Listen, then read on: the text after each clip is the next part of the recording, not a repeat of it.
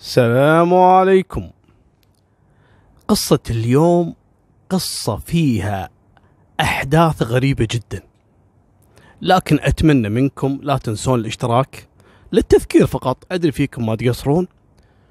وكذلك اللي عنده أي قصة يراسلني على الإيميل، أو عنده حدث أو عنده قضية تحتاج إلى بحث، أنا حاضر، يراسلني على الإيميل موجود أسفل الفيديو. قصة اليوم حصلت في الكويت في الخمسينيات. اللي سولف لي القصة عايش السنوات الأخيرة من القصة، لكن أبوه عايش أغلب الأحداث اللي حصلت في شارعهم أو بالفريج أو في الحارة، يعني مثل ما تسمونه. المهم، قبل سنوات قليلة في وحدة اسمها عبير هذه عايشة مع أبوها وزوجة أبوها، لكن زوجة أبوها ما هي من النوع الطيب، ما تحبها ودها تفارقها، ودها بأي لحظة تتزوج عبير ويفضلها البيت بروحها مع زوجها، كذلك رجال كبير. وتقوم تنشد الحريم والخطابات وتوصي أي وحدة من معارفها تشوف لها ابن حلال يجي ياخذ عبير يتزوجها، تبي تفتك منها بأي طريقة. قالت لهم يا عمي شوفوا لي أي واحد إن شاء الله تكون ظروفه اللي تكون، أنا راح أضغط على زوجي وأخليه يزوج بنته غصب علشان خلص من هالموضوع. فعلا الخطابات قام يركضون يبون الحلاوة ويكلمون مني ومناك وكذا، وتجي واحدة من الخطابات وتقول لها اسمعيني، تبين تزوجين بنت زوجك؟ قالت اي والله. قالت بس في واحد يعني وضعه تعبان. قالت شلون يعني تعبان؟ ماني فاهمه. قالت الرجال عايش بالبيت، بيت ابوه طبعا، لكن عايش وحيد، ورجل ما هو صغير، يعني بالثلاثينات، ما عمره تزوج. كل ما يتقدم ولا يشوف واحدة بنت حلال ترفضه. ليش؟ شنو مشكلته؟ عنده بيت وكذا، في أحد ساكن بالبيت؟ قالت أبدا، لكن يعني الكلام كثير عن بيتهم، والرجال متمسك بهالبيت، بيت أبوه وبيت جده، لكن في كلام على البيت. شون يعني كلام؟ يقولون ان البيت مسكون، الكل يخاف منه، والشارع الفريج اللي هو عايش فيه ابدا ما حد يقرب على هالبيت ولا يكلمون هالولد ولا حتى يسلمون عليه، لا شافوه من بعيد لبعيد وينحاشون، ابد الكل يتحاشاه. ليش؟ في شيء الولد؟ قالت ابدا ما ندري. قالت لا انا لازم اسال. المهم سالت وكذا وعرفت شنو السبب. قالت ما في مشكله، خلي يتزوجها، ان شاء الله يكون البيت فيه جن واشباح، لا حد يقول لها وخلونا نزوجها ونفتك.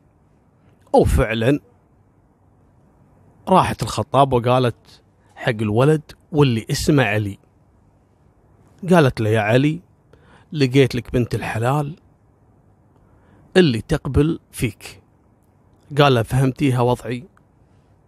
فهمتيها قصتي وبيتنا والناس وكذا اللي يتكلمون على بيتنا ان في اشباح وفيه جن وفي كذا؟ قالت فهمت على كل شيء، وبفهمك انت بعد شنو القصة. البنت هذه عايشة عند زوجة ابوها، وزوجة ابوها تبي تفتك منها، لكن البنت ما فيها شيء، بالعكس بنية حليوة وكذا ويتيمة، وهذه متسلطة عليها معذبتها، والبنت تبي فرقة زوجة الأبو. قال أنا موافق. وفعلا ثاني يوم ويروح حق أبو عبير، السلام عليكم. عليكم السلام. طال عمرك أنا بتقدم لبنتك. طبعا زوجته قايلت له الموضوع ومحذرته أنه يرفض. قال مبروك وتستاهل وأنا أعرفك وأدري فيك خوش رجال ومن هالكلام. قال لا ما عندي مشكلة. قال بس أنا عندي مشكلة طال عمرك. أنا ما راح أسوي عرس. قال ما في مشكلة، نسوي لها حفلة صغيرة. قال إيه، سووا لها حفلة عندكم في بيتكم، أبدا لا تجيبون ناس من برا ولا تقولوا لهم إن هذه زوجتي، أنا بتزوج على سنة الله رسوله، لكن ما أبي أحد يدري. مهر بعطيكم مهر. وسووا لها حفلة، وأنا أجي اليوم الثاني آخذ زوجتي عبير من عندكم وأوديها بيتي وخلاص واستقر. قال على بركة الله. باع البنت بيع، لا سأل لا عرف قصة الرجال، على كلام امرته. طبعا هو يكذب لما قال أنا أعرفك وكذا، لا كلام فاضي، مضغوط عليه، الحكومة كانت ضاغطته عدل. المهم وفعلا قالوا حق عبير، وعبير تبي الفكة من زوجة أبوها، قالت ماشي ما عندي مشكلة، وسووا لها حفلة داخل البيت والسلام عليكم، وراحت بيت زوجها علي. البنت ما تعرف أي شيء عن علي، تعرف إنه ابن حلال على كلام زوجة أبوها والحريم والخطاب اللي جتهم وكذا بس. والبنت مسكينة يعني تثق بالحريم هذا، ما عندها أم تنصحها. راحت وسكنت ببيت علي. أول يوم ثاني يوم ويعني وشافت إن علي إنسان جدا جدا طيب وحنون وأخلاق ورجال، أبدا ما في شيء. طبعا هي ما تدري عن قصة الجيران وخوفهم من البيت وكذا. المهم بعد أسبوعين قالت أنا بروح بيت أبوي. طبعا بيت أبوها ما هو بعيد، بس يروحون مشي. أول احنا نتكلم ترى على الخمسينات، يعني قليل اللي عنده سيارة وكذا، حتى في الكويت يعني. والبيت ما هو بعيد، الناس تمشي. وفعلا طلعت من البيت وراحت بيت أبوها. لكن في شيء في بال عبير كانت ناوية إذا رجعت من بيت أبوها تتأكد من شيء. شنو هالشيء؟ بعد ما طلعت من بيت أبوها فعلا وسيرت عليهم وسلمت وكذا وخلصت، وهي رادة جت على بيتها، بيت زوجها علي. لكن ما جت البيت من الجهة يعني الأمامية هذه من الباب، لا، راحت من وراء البيت، تطالع البيت من وراء، طالع وتفتار لين رجعت مرة ثانية على الباب ودخلت. البنت متعقدة من شيء، عايشة في بيت لكن البيت من الداخل صغير، ومن برا البيت ما شاء الله كبير. ما هي فاهمة لما تدخل من باب البيت صغير، يعني صالة صغيرة وغرف صغيرة، يعني ممكن ربع البيت، والبيت مفصول، هالربع هذا مفصول عن البيت الكامل. طبعا كله أرضي لكن كبير. هي عايشة في الربعة هذه وما لها أي باب على البيت من داخل. استغربت، إذا هذا كله بيت علي ليش هو عايش هني والبيت الثاني ما حد يدري من اللي عايش فيه يعني، لكن في باب صغير من الخلف. طبعا علي ايش كان يسوي؟ علي يحذر زوجته انه تطبخ، يقول لها شوفي انا اطبخ لك الغداء واطبخ لك العشاء وانا اجيب لك الريوق، الشغلات الخفايف يعني مسوي لها نفس المطبخ التحضيري، اما الغداء اللي يبي له طبخ وكذا قال لها لا انا اجيبها لك من برا. طبعا وين من برا؟ ما تدري وين يروح.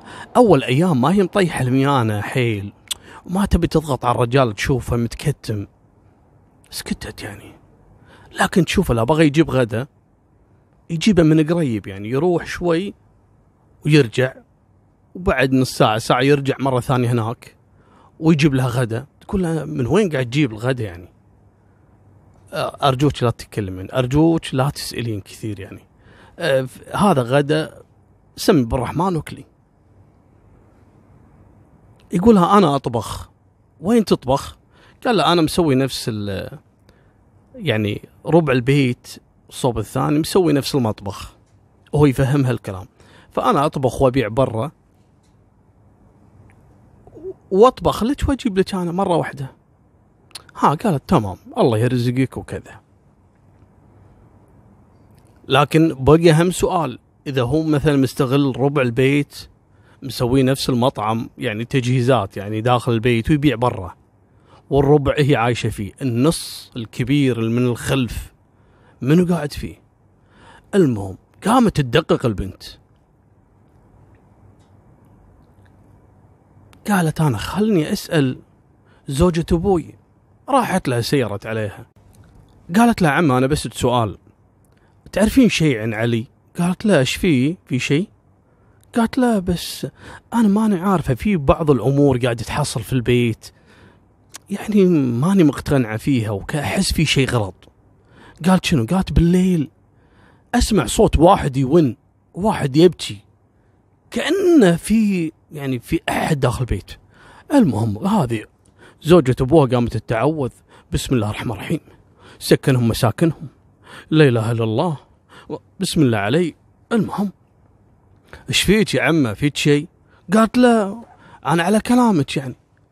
قالت لا أنا سألت يعني في شيء ببيتهم زين. في شغلة بعد، الجيران أبدا ما أشوف أحد يسلم على علي، ولا أحد يمر، ولا عنده ديوانية، والرجال يطبخ يقول أنا أطبخ وأبيع. إذا هو ما يعرف أحد يبيع على منه؟ ما حد يعرفه. قالت لا أنا ما أدري وكذا، حاسة أن زوجة أبوها تعرف شيء بس ما تبي تتكلم. تسأل الحريم يخترعون بس شنو سمعتي؟ والله أسمع صوت واحد يبكي، أسمع صوت واحد يون بالليل. الحريم قامت تنحش، أعوذ بالله أعوذ بالله، إيش فيهم هذول؟ أحد يكلمني، خايفين يقولوا لها، ويكتشفون أنهم مرطوها. البنت يعني تعقدت، قالت أنا أكتشف بنفسي. طبعا الحريم بدأ الكلام يسري والكل يسولف، يعني كأن احنا والله ورطنا عبير المسكينة. حتى زوجة أبوها قامت تحن ويسولفون بينهم بين بعض. والخطابة جتها قالت لها والله أنا متضايقة على عبير هذه اللي أنا رحت وحطيتها عندها الرجال هذا، فحس انها صارت بذمتي. المهم قامت كل ما تجيهم عبير، عبير شلون وضعك؟ شلون كذا؟ البيت شلون؟ حاسة يعني في شيء؟ مرتاحة؟ متضايقة؟ تقولهم انتم ايش فيكم؟ فيكم شيء؟ سامعين شيء؟ مخابين عني شيء؟ قولوا لي. لا ما في شيء، ويسكتون. المهم عبير كل ما تكلم الرجال انطوائي، ما يحب يسولف، ما يحب يقعد معاه كثير. صحيح انه طيب وما منه شر ابد، مو مقصر عليها، لكن ما يحب يسولف. البنت تسحب منه الكلمة غصب. المهم يوم حملت ومر عليها كم شهر، والبنت تعودت حتى على الصراخ اللي بالليل يجيها، وعلى الوين وعلى كذا. ما هي عارفة هذا صوت شنو، بشر، جن، شنو، ما هي عارفة. وهذا لا يبي يتكلم والحريم ما يتكلمون، وعارفين في شيء لكن ما يبي يقولون. يقول لين شلون خرب بيتها، خلها هي تكتشف، إذا اكتشفت عد كيفها. المهم تروح الأيام وتجي الأيام.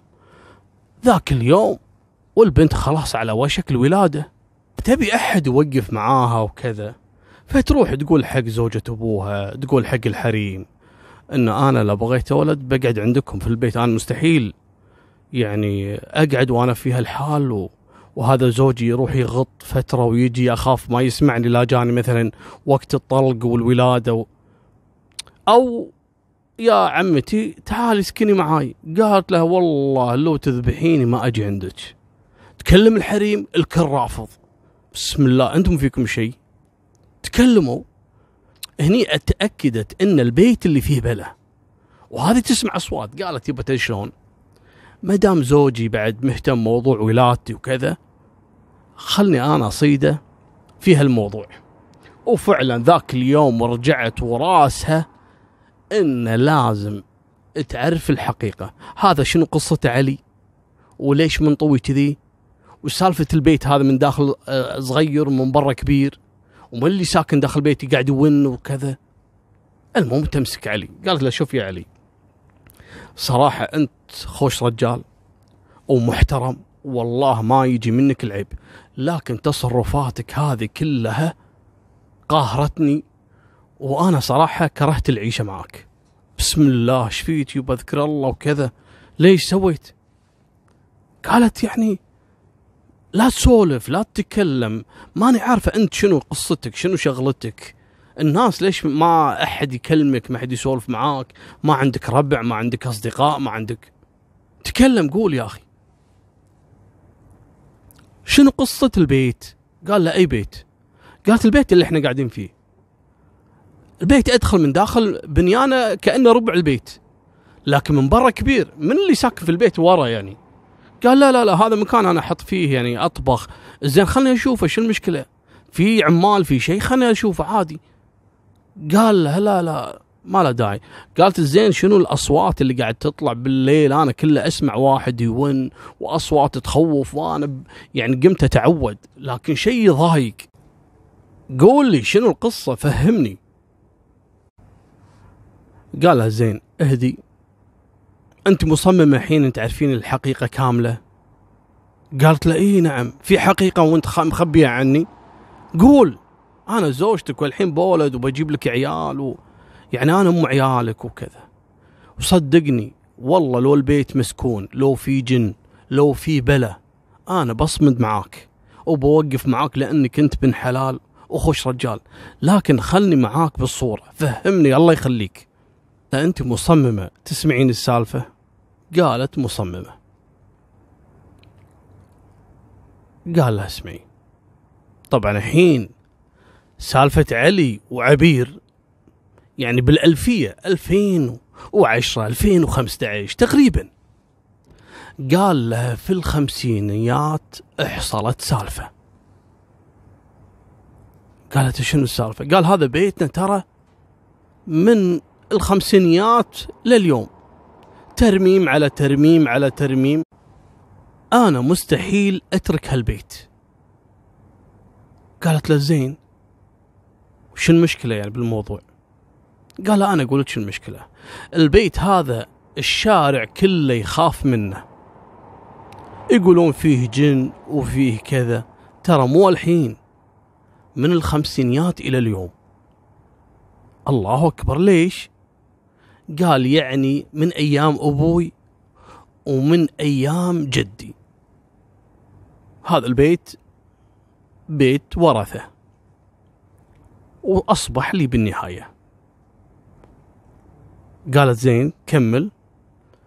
قال جدي اسمه جبر،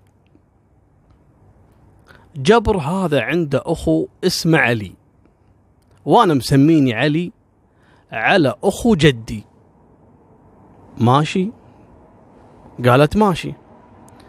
قال أخو جدي اللي هو علي لما انولد كان أصغر من جدي الكبير اللي هو جبر، يعني جبر أخو علي بس الكبير. قال البيت هذا بيت جدي، وبعدين عطاه لأبوي، وبعدين أبوي عطاني إياه، لكن هالبيت هذا بيت ورثة، يعني جدي وأخو جدي، أخو جدي اسمه علي وجدي اسمه جبر، فأنا مسميني علي على أخو جدي. ركزوا معاي. قالت له تمام.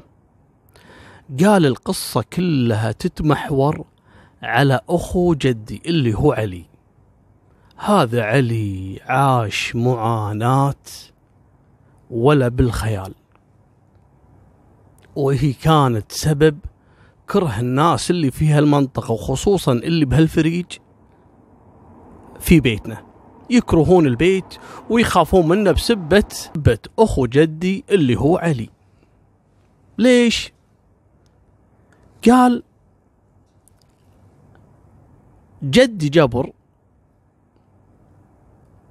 وعنده أخوه الصغير اللي هو علي،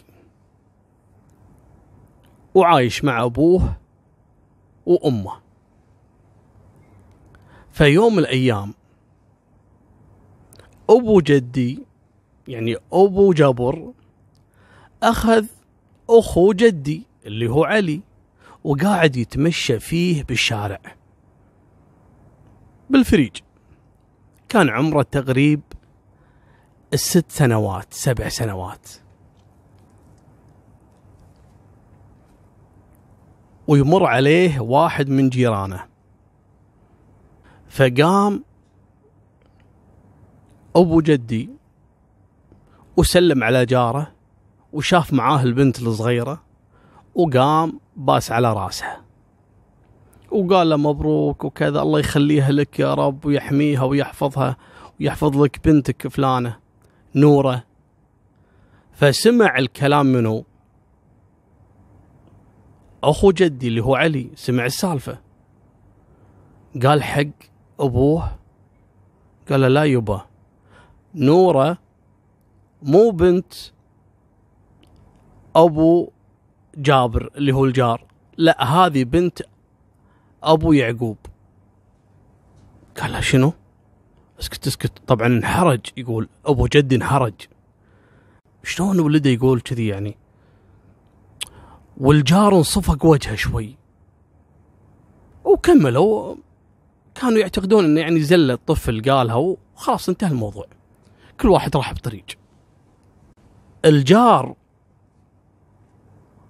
اللي كانت معاه البنت نورة رجع البيت، فقعد يوسوس ويفكر ان هذا الطفل اللي ينقال له علي ليش قال قدام ابوه لما قال له الله يخلي بنتك، قال له هذا مو بنته، هذه بنت ابو يعقوب. من ابو يعقوب؟ اخو الجار. ليش قال ان هذه يعني بنت اخوي ما هي بنتي، مع انها بنتي يعني، بس ليش قال كذي يعني؟ قام يوسوس ويفكر لأن في بوادر شكوك عنده الجار المسكين. قعد يوم يومين يفكر، يتكلم ولا خاف يفشل نفسه. فراح مرة ثانية الجار راح حق أخوه أبو يعقوب، قال له يا أبو يعقوب تعال بكلمك. قال له شنو؟ قال له يا أخي قبل كم يوم قاعد أمشي معاي نورة بنتي، قال لي الله يخليها رب، يقول قاعد تمشى وأشوف جاري ومعاه ولده علي. فيوم قال لي جاري الله يخلي لك بنتك نورة، نط الولد قال حق أبوه يا يبا ترى هذه مو بنته، هذه بنت أخوه أبو يعقوب. أبو يعقوب انصفق وجهه، قال تتكلم جد؟ قال اي والله. الحين ايش سالفتهم الجار واخوه؟ ايش فيهم؟ ليش مصدقين كلام الطفل؟ قال حق ابو يعقوب حق الجار، قال له امشي خل نروح له حق الجار هذا ويا ولده علي وخلنا نتأكد منه. فلما راحوا ومعاهم البنت نورة دخلوا عليهم، شونك يا جار شخبار؟ قال هلا حياك الله يا مرحبا. قال له تكفى تجيب لنا ولدك علي. قال ليش عسى ما شر؟ قال لا جيبه شوي نبي نشوفه. استغرب هذول جايين معهم بنتهم، ايش سالفتهم هذول؟ وينادي ولده علي. كان يقولوا له يا علي نورة بنت منو فينا؟ بنتي ولا بنت اخوي ابو يعقوب؟ قال لا هذه بنت ابو يعقوب. انصدم ابو علي، انصدم. طبعا هو ينقال له ابو جبر بس ولده علي هذا. انصدم، ايش فيهم هذول؟ بسم الله يا جماعه ايش فيكم؟ لا كنتم مصدقين لما ذاك اليوم زل ولا ترى طفل ما يفهم، مو معقوله تصدقونه. قالوا لا لا لا لا بعدين احنا راح نفهمك شنو القصه. ومشوا. قام الجار هذا اللي شاك بسبة كلمة علي الطفل وشك ببنته، قام دخل على زوجته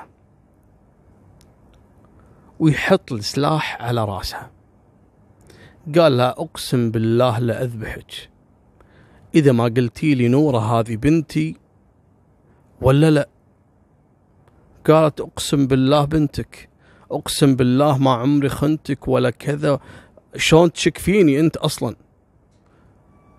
وطلع عندها 4 صبيان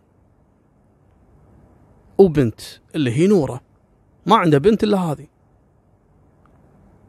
قال له زين أنا بسألك سؤال، الولد شككني والجارنا اللي ينقال علي قال هذه ما هي بنتي، بنت أخوي أبو يعقوب، ورحنا له مرة ثانية وأكد الكلام بس كلامه صحيح. قالت شلون صحيح؟ قال لها أصلا ما دخلنا إحنا بدينا نركز، ترى نورة تشابه أخوي ما تشابهني، يعني حيل حيل شبهها من أبوها ومن أمها، ما تشابهني ولا تشابهك. يعني الولد كلامه يمكن صحيح، يعني ليش الولد عارف؟ حتى احنا سألناه يقول أنا ما أدري بس هذه مو بنتك. ما فهم وش السالفة. كان يروح حق أبو يعقوب أخوه ويدخل عليه، قال له يا أبو يعقوب اسمع السالفة، ترى قسم بالله نورة هذه ما هي بنتي وهذه فعلا بنتك. قال له شلون؟ أنا والله أشوف البنت حيل تشابهني وتشابه زوجتي بس هذه بنتك شلون يعني؟ المهم قال يبا خلنا نستجوب بنو أم يعقوب، ويروح حق أم يعقوب يقول له عطني سلاحك أنت بالله، وياخذ سلاح ويروح حق أم يعقوب. قال له قسما بالله لا أذبحك الحين إذا ما قلتي لي نورة هذه بنت أخوي بنتي أنا ولا شنو. المهم وتنهار المرة بأتشي. أبو يعقوب عنده 3 بنات وصبي. الصبي اللي بكبر نورة بالضبط، حتى اليوم الولادة زوجة أبو يعقوب وزوجة أخوه ولدوا مع بعض، ولدوا نورة وولده الصغير يعقوب. قال لها تكلمي يوم انهارت، قالت اي صح نورة هذه بنتي وبنتك ما هي بنت أخوك. قال لها شلون؟ قالت يعقوب ما هو ولدك ولا هو ولدي، هذا ولد أخوك، وسامحني وبكي وكذا، تكلمي لا أذبحك. شلون؟ قالت أنا كنت خايفة، جبت لك أول مرة بنت، ثاني مرة بنت، وهذه سوالف الأولين ترى فعلا. المرة لا جابت أول 3 بنات يقوم يتزوج عليها الثانية والثالثة عبال أن سالفة الصبيان تجي بالتعدد الزوجات، لا. فتقول أنا أول ما جبت لك أول بنت وثاني بنت وثالث بنت، وزوجة أخوك ما شاء الله كله صبيان صبيان صبيان.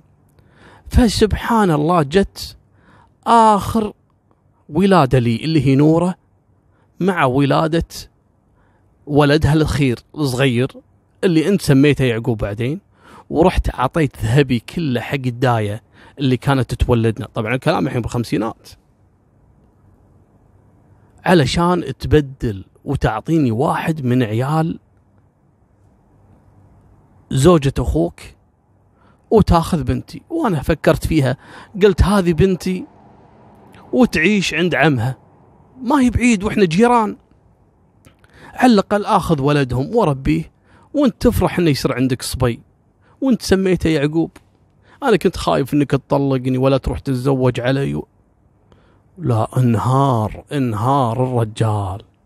قال الحين أنا أبو يعقوب على الولد اللي انت بايقته من أخوي، حسبي الله عليك حسبي الله عليك. ويروح حق أخوه قال له يا ابن الحلال ترى يعقوب ولدك ونورة فعلا بنتي، وهذه مبدلتهم، ومعطية الداية الفلانية فلوس وهي اللي مبدلتهم وقت الولادة، وزوجتك كانت ما تدري عن الدنيا ويوم ولدت، وهذه ولدت بنفس اليوم احنا كنا جامعينهم في بيت أبوي، بدلت بينهم. قالت لا هذا الولد ولد فلانة، وبعد كم ساعة هذه مغمى عليها لما ولدت هذه قالت هذه بنية فلانة، وضيعت الدنيا.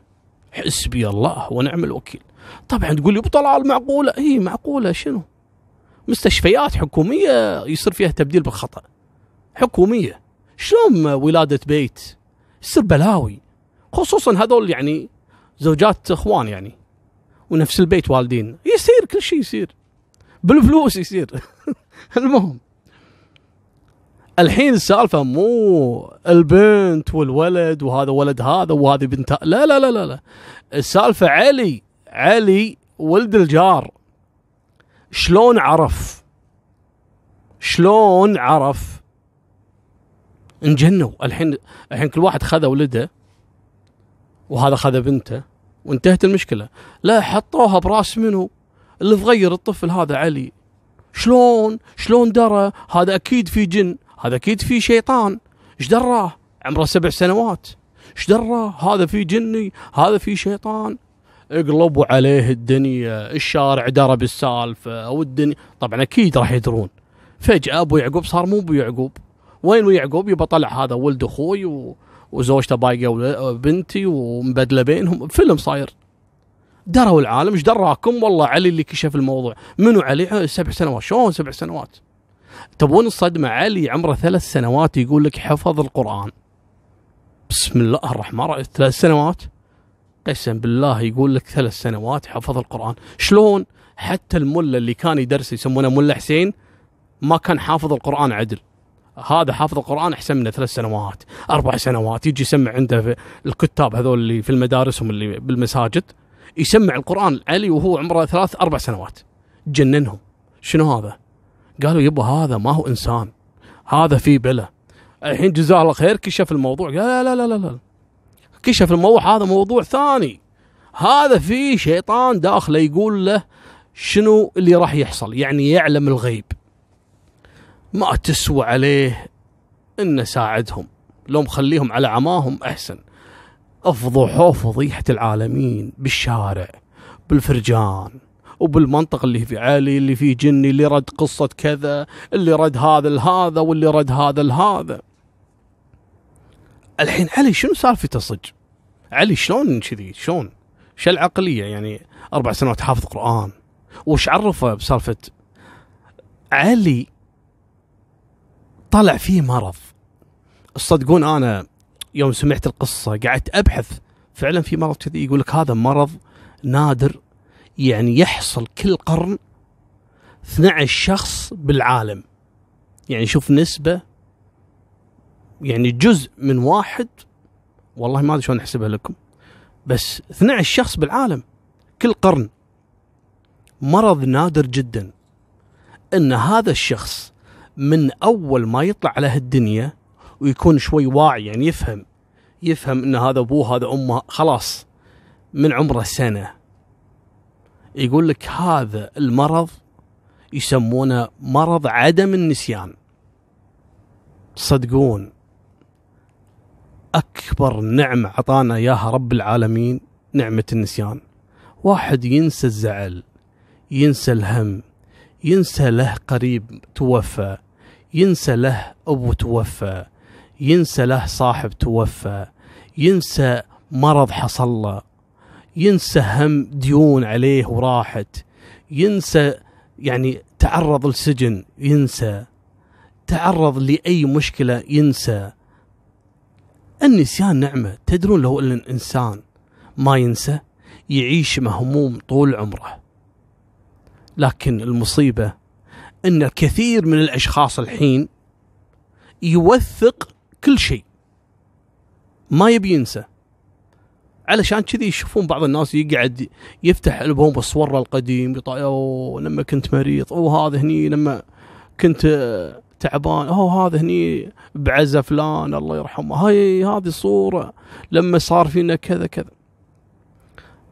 قبل ما في واحد يزعل ويصير مهموم وكذا، سبحان الله رب العالمين قاعد اليوم الثاني الصبح ولا إنسان جديد، يوم ثاني سالفة ثانية. فنعمة. ما بي أطلع بعيد عن الموضوع. هذا المرض كان في علي ما ينسى أي واحد قال له كلمة غلط، لكن في المقابل يقرأ القرآن يحفظه، يقرأ أي شيء يحفظه. ذاكرة خيالية ما ينسى. لا، واللي الشيء اللي زعل إنه ما كان ينسى وهو عمره سنة. ذاك اليوم اللي ولدوا فيه جاراته، اللي هي جارته أم يعقوب، والثانية كانت أمه تساعد الداية اللي تبي تولدهم لأنها جارتهم، وكان معاها ولدها علي. بس يمكن أنا ضيعت شوي، قلت لكم نورة كبر علي، لا علي شوية أكبر يعني بسنة، يعني كان واعي يعني كانت تشيله أمه توديه، فكانت تساعد الداية تولد الجارات اللي هو زوجات الأخوان، وقاعد يطالع وحاطين على الأرض، وهذه تركض تجيب لها ماء، تقول لها الداية روحي جيبي لي ماء، روحي جيبي كذا، هذه مغمى عليها، روحي اقعدي عند فلانة. وشاف الداية وهي تشيل الولد وتبدله مع البنت نورة، ومن ذاك اليوم متذكر السالفة. لا إله إلا الله، عمره سنة وشوي كذي، يعني لا تركزون كم شهر. إذا استرعى الأمر أجيب لكم بطاقة المدنية عشان تأكد من الموضوع ركز مخه وهو صغير، فعرف هذه لما خذت المحظوظ من هني ودت هني، وخذت من هذه ودت هذه. بسم الله الرحمن الرحيم. متذكر لي 7 سنوات وهو متذكر. يوم شافه قال لي هذه صح، هذه البنت، يعني من قوة تركيزه عرف ان هالمولود هذه نورة اللي بدلوها، بس هذه كانت بغرفة الجارة، والولد الثاني راحت جابته من غرفة، يعني الغرفة الثانية اللي هي غرفة أبو يعقوب، وبدلتهم يعني كذي. فهمتوا شو الفكرة؟ قالوا لا هذا خيال، اللي قاعد تقولونه هذا خيال. شلون الولد هذا يعني يقول هالسالفة؟ لكن فعلا سالفة طلعت حقيقية، ما حد كان يدري السر، كان كله عند أم يعقوب. انجنت يعني، يا الداية متكلمة، الداية يمكن ماتت لأن اكتشف الموضوع. يعني مثلا مالكم بالطويلة، هني بدأ يطلع كلام على علي هذا في بلا، علي في كذا، علي في كذا. قام أبوه مسكين من كثر ما الناس السولف، قام كله ياخذ علي ويخش عندهم. علي كل ما يتصادف مع واحد، مثلا تصادف مع واحد من أقاربهم جاي يسلم على أبوه، فسلم على علي. ايش قال له؟ قال له عمي أنت ما شاء الله للحينك يعني كبير يا للحينك يعني عايش ما مت، لأنه شافه كبير وكذا وزاير أبوه يقول له عيب يا علي، عيب شو الكلام هذا؟ قول له يعطيك الصحة والعافية ويطول بعمرك. قال لا بس أنت وايد كبير عمي، شوف شيب وكذا، وياه اللي يسولف، يعني أقصد طفل اللي يسولف. المهم راح، فلما راح قال أعوذ بالله، هذا الولد الكريه اللي الناس تسولف عنه إنه فيه بلا. قالوا ايش فيه مسكين يا أخي؟ لا ترى السالفة اللي قالوا عنها سالفة العيال مبدلين ما أعتقد صحيحة يعني. قال لا بس غثني بكلام، يعني يسولف حقه هلا. قالوا شلون غثك بكلام؟ قال أول ما شافني قال لي عمي أنت شايب للحينك يعني عايش ما مت، يقول ضيق خلقي وكذا. قال له يا ابن حلال هذا طفل، ايش فيك عمره كم يعني انت مصدق تسمع كلامه؟ قال لا بس كذي يعني. المهم حطوا لي غدا، يقول راحت مرته تجيب له غدا، جت ولا هذا طايح على جنب بسكتة القلبية متوفي. قامت تصيح وتلطم وكذا، الله لا يوفقك يا علي، لا حول ولا قوة إلا بالله، الله لا يوفقك يا علي. منو علي؟ تكلمه منو؟ أو يلتمون العالم ويشيلون، وهي هذه تلطم وتصيح وتنوح، حسبي الله عليك يا علي، كله منك يا علي. قالوا لها منو علي؟ قالت علي ولد جارنا فلان. علي صغير يبا هذا؟ قالت ايه نعم هذا الصغير اللي يقولون فيه شيطان. ليش؟ يقول زوجي كان مر عندهم، لما جاء قال لي السالفة هذه، ان هذا قال له انت لحينك عايش عمي ما مت. يعني ياهل طفل يسولف. يقول ما طول رحت اجيب له غدا وتوفى. الناس بدت تضرب سبايكها، تكلمون جد؟ قالوا اي والله. اعوذ بالله، هذا هو صغير. الناس كلها قامت تسولف بعلي. علي يا طلابة علي، علي اللي ذبح الرجال، علي اللي الشيطان قال له سالفة البنت والولد، علي عسى ما يصير شيء، بيت يحترق، أحد يموت، أحد يصير فيه شيء. قالوا علي، علي اللي ذاك اليوم كان مر من هني الظاهر. علي عاش حياة كئيبة، الناس كلها تسولف فيه، وطفل ما يقدر يدافع عن نفسه، وأبوه مسكين ابتلش وزعلان على ولده. انت لو عندك ولدك بمدرسة والطلبة اللي بالمدرسة يعايرون ولدك تتضايق، فما بالك منطقة كاملة تسولف عن ولدك انه فيه بلا؟ اكيد بتموت من الضيقة والخوف. مالكم بالطويلة. وتمر الايام والسنوات وعلي عايش تحت الضغط، والعالم تسولف، وابوه مقهور عليه ومتضايق، كله خاشه في البيت. ولا تنسون ان الابو عنده ولد كبير، اخوه علي اللي هو اسمه جبر، فكان الوحيد اللي واقف مع علي اللي هو اخوه جبر اللي اكبر منه الكبير. دائما يقول حق علي مالك شغل يا علي، خلي يولون كلام الناس. وعلي كبر، صار عمره 14 15 سنة، ما عنده أحد بالدنيا غير أخوه جبر. جبر يعرف أن كل هالكلام يعني مجرد كلام خرابيط، ما هو صحيح. أخوه عنده قوة ذاكرة، لكن الناس طلعت عليه حكي أن هذا يعني جن وشيطان يبلغه وكذا، لدرجة قاموا يسمون علي، يسمونه عم الشيطان. يعني ما هو شيطان، هذا عم الشيطان نفسه، يآمر الشيطان ويقول له الشيطان كل شيء، يقول له بالغيب كله، استغفر الله العظيم. المهم، ويروح يوم من الأيام يشكي أبو جبر وأبو علي، يشكي حق الملا حسين. الملا حسين اللي كان يحفظ علي القرآن وهو صغير، وكان مستغرب شلون علي حافظ القرآن عمره 3 سنوات 4 سنوات، فعارف قصة علي وعارف السوالف اللي طلعت عليه، وقال له والله ما استبعد، استغفر الله، هو ملا بعد. المهم قال له يا ملا، شكل علي هذا فيه شيطان فعلا، والناس صح كلامها، كل ما يشوف واحد باكر يموت، ممكن علي هذا فيه بلا، شلون كذي مخه وذاكرته ما ينسى كلمة تقولها، سنين تمر عليه ما ينسى شيء، من عمره سنة سنة ونص وهو حافظ الدنيا كلها، شو السالفة يا شيخ؟ قال له شوف، في علاج، وهذا علاج الأولين، وعلاج يعني وحدة بوحدة، لكن يستخدم في الشديد القوي على قولتهم. قال له شنو؟ قال له نشويه على راسه 73 مرة. قال له شنو؟ الشوي قبل شو يسوون؟ يعني للأسف هذه ترى امتدت للسبعينات والثمانينات، وحتى الحين فيه يعني، بس نادر، يشوون الإنسان، يعني يحرقونه بآلة حادة حديدة يعني، يحمونها على النار ويحرقونه على راسه، يسوون له نفس الدوائر على راسه وعلى يعني أجزاء جسمه يعني. قال له أوكي. قال له بس تجيبه عندي في البيت وما حد يدخل علينا، وراح الربطة، لأن 73 شوية هذه يعني يقعد الولد يرافس وكذا صعبة. قال له ما عندي مشكلة.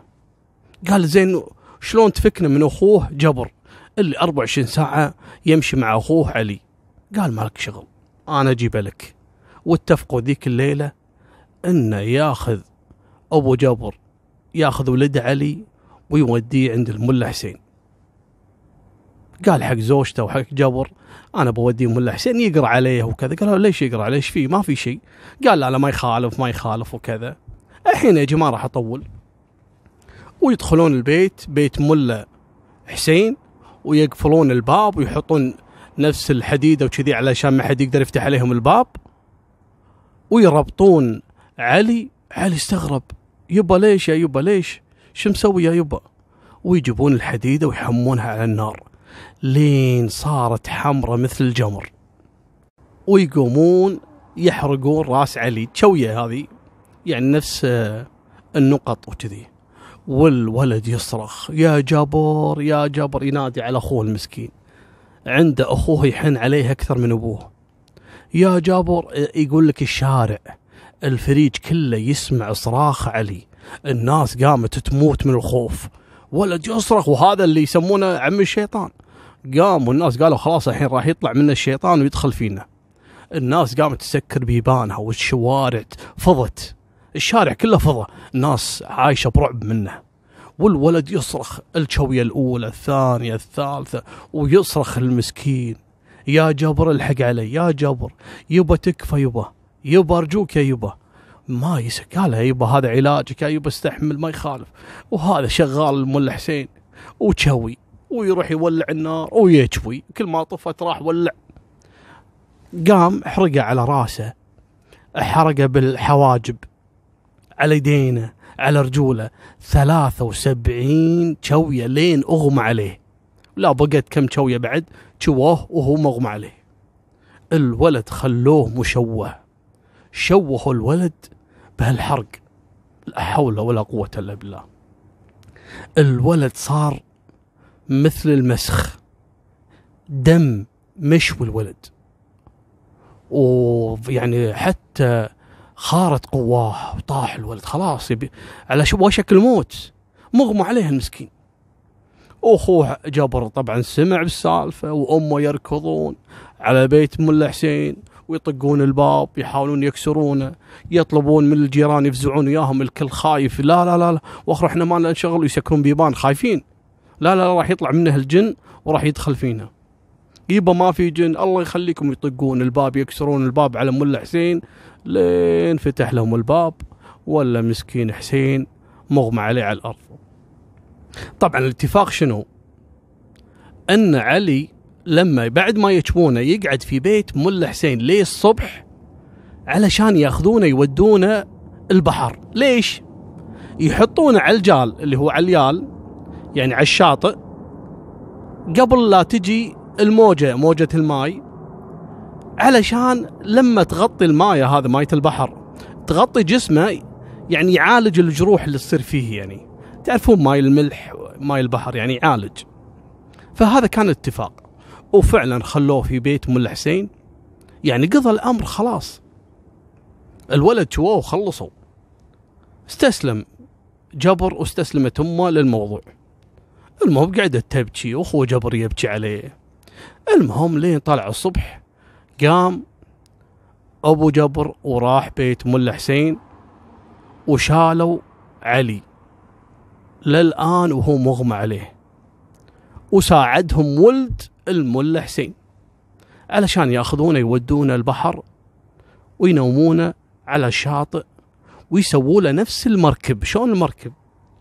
يجمعون يعني قطع الخشب، وبعدين ينومون عليها علي، ويقربونه من الماية البحر، وينطرون الموجة تجيهم، علشان شوي شوي يغطي جسمه ويعالج جروحه، لأنه لازم يقعد في الماي يعني مدة طويلة شوي لين يتعالج الجروح اللي بجسمه. وفعلا حطوه على طرف البحر يعني، ويقوم ملا حسين يروح يجمع الخشب وكذا. أثناء ما قام ولده، ولد اللي هو الملا حسين، مع أبو علي، هذا أبو جبر طبعا الكبير، ولده علي الصغير هذا، يحطونه على الماء وكذا، وينتظرون يجيب لهم ملا حسين الخشب ويحطونه تحته. المهم شوي ولا موجة الماء قامت تجيهم البحر، تجي الموجة سريعة سريعة، استغربوا. العادة البحر يجي يعني المد والجزر تعرفون يطول شوي، جتهم الماء ويسحبون عاد علي شوي، يحاولون يبعدون عشان ما يغرق، يبون الماء يحوش يعني يغطي جسمه لكن ما يغرقه، فيها يحاولون كل شوي يحاولون يرجعونه ورا شوي. وتأخر عليهم ملا حسين بالخشب، هذول يسحبون الماء تجيهم، ماء البحر يسحبون وتجيهم موجة قوية وتسحبهم هم الثلاثة. قام يركض منه ملا حسين ما لحق على حد. لحق على منو؟ لحق على علي. الموجة جت خذتهم وردت، لكن جت حذفت منو؟ علي على طرف الجال هذا الشاطئ، ويسحبه. يدور على ولده الملا حسين، راح في البحر. يدور أبو جبر اللي هو أبو علي، راح في البحر. التموا عليه أهل الديرة هذا القرية، الفريج اللي هم فيه الفريج هذا، ويروحون البحر يشوفون يصرخ الملا حسين، والناس التمت شو السالفة؟ ايش في علي طايح؟ قال هذا احنا شاويينه، دوروا لي على أبو جبر ودوروا على ولدي. سحبتهم المايه، ويدورون ولا لقوهم بعد 4-5 ساعات جثة طافية على البحر، جثة ولد الملا حسين وجثة أبو علي. أهل القرية ايش قالوا؟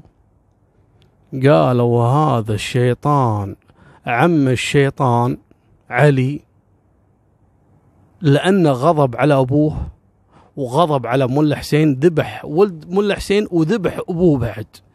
أهل الديرة اللي كان فيها ميتين من الرعب من هذا علي. لا، وعلي بعد يوم طابت جروحه صار مثل المسخ، ما هو إنسان، مشوه مسكين، محروق من كل مكان جسمه، شكله صار بشع، الناس تخاف منه. ويسمونه بعد عم الشيطان.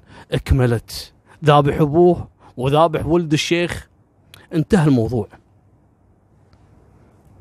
طبعا قام جبر وخذ أخوه وعاش عنده مع أمه، وأمه بعد فترة توفت، ما بقاله فيها الدنيا إلا جبر. وعاش عنده علي بالبيت، ما يطلع أبد. الناس كلها لا طلع علي بالشارع الناس تنحاش، وما يقدرون يغيرون بيتهم. إن راحوا مكان ثاني الناس تهاجمهم، اللي يشوف علي يخاف منه. وتلاحق الإشاعات وهالأمور هذه والخرافات اللي سووها عليه. المسكين انتهى، فعلا انتهى، لا شكل ولا سمعة ولا، وهو بريء مسكين. مالكم بالطويلة. مسكين جبر بالموت لقاله بنت حلال وتزوجها، وكانت من أقاربهم وتعرف قصتهم، وكانت تحن يعني شوي على هالمسكين علي وعلى أخوه جبر، وتزوجت جبر. جابت ولد سموه محمد. محمد جاب ولد سماه على عمه اللي هو علي، سماه علي. طبعا توفى جبر الجد، وتوفى محمد اللي هو الأبو، بقى منه علي. بقى علي وبقى أخو الجد اللي هو علي الثاني. علي وعلي بقوا في البيت. جابر يوصي محمد على منه، يقول له دير بالك على أخوي علي.